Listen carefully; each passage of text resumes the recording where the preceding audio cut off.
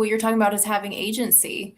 And a lot of folks Yes. don't realize they're not really coming from a place of their full agency. Mhm. Yeah, well, and the nice thing is like sometimes, as you know from the transformation work that you talk about, Mhm. there's sometimes we're still stuck in a trauma pattern and like what we're Ooh, following, what our senses are following are yeah. just keeping us in a loop.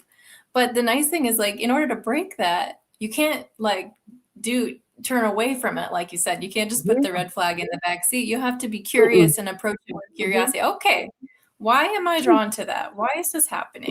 You know, you have to start with an Right. attitude of curiosity. Yeah. Hmm. Or Hmm. ask the questions that, I'm finding that that is not the Hmm. norm, but Hmm.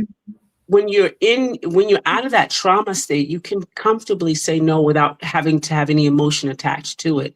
It's just a Yes. no, you know? Yes. And I think that is so important when we talk about listening to our bodies, just listening to ourselves, because we say no in our head, but we don't speak no, right? Right, right. I love what you're saying. You know, what you're talking about is having agency.